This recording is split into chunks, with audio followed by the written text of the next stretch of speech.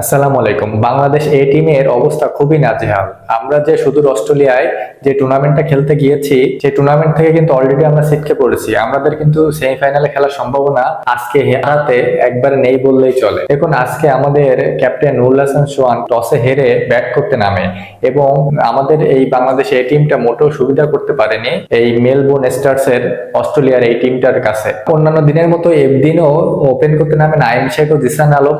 নাইম শেখ ঠিক তার ওই চিরচারিত যে রূপটা, সেরকম ওই খাঁচার ভিতর বন্দি থাকার মতো তিনি মাত্র 21টা বল খেলে মাত্র 19টা রান করেছেন, যেটা আসলে টি-20 সুলভই না। এবং আরেক ওপেনার জিসান আলম, তিনিও 13 বলে 13 রান করেছেন।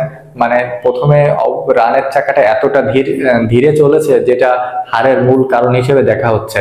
এবং পরবর্তীতে আমাদের মিডিল অর্ডারটা মোটামুটি ভালোই খেলেছে, বিশেষ করে ক্যাপ্টেন নুরুল হাসান সোহান ও সাইফ হাসান দুর্দান্ত একটা ইনিংস খেলেছেন 35 বলে 45 রানের, এবং নুরুল হাসান সোহান 27 বলে 33 রানের দারুণ একটা ইনিংস খেলেছেন। এবং শেষের দিকে রাব্বি 17 বলে 29 রানের দারুণ একটা ক্যামিওতে আমরা 156 রানের একটা মোটামুটি একটা পর্যায়ে মোটামুটি একটা স্কোর দাঁড় করাতে সক্ষম হই। পরবর্তীতে তারা ব্যাট করতে নেমে ঝড়ও শুরু করে। তাদের ব্যাটসম্যান 18 বল খেলে 29 রানের দুর্দান্ত একটা ঝড়ও শুরু করে স্যাম হারপিক, এবং সেই শুরুতেই বাকিরা টেনে নিয়ে যায়। এবং বিশেষ করে তাদের মিডিল অর্ডার যে ব্যাটসম্যানটা ব্ল্যাক ম্যাকডোনাল্ড, তিনি 34 বলে 61 রানের বিধ্বংসী এক ইনিংস খেলেন, এবং তার ওই ইনিংসের উপর ভর করেই মেলবোর্ন স্টার্স 4 বল হাতে রেখেই ম্যাচটা জিতে যায়। হ্যাঁ, এবং আমাদের সেমিফাইনাল খেলার সম্ভাবনা একবারেই শেষ হয়ে যায়। বাংলাদেশ এই টিমের হয়ে দুইটা করে উইকেট নিয়েছেন হাসান মাহমুদ এবং রাকিবুল।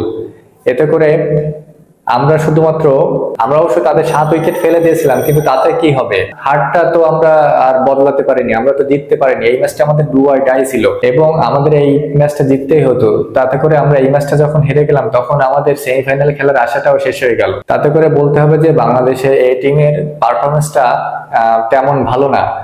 তো এইখান থেকে দেখা যাক যে বাংলাদেশ জাতীয় টিমে কে চান্স পেতে পারে, এবং এখান থেকে এই টিম থেকে হয়তো একজন সুযোগ পাওয়ার সম্ভাবনা আছে। সেটা দেখা যাক কে হইতে পারে। আমি আমার পরের ভিডিওতে এটা নিয়ে আলোচনা করব।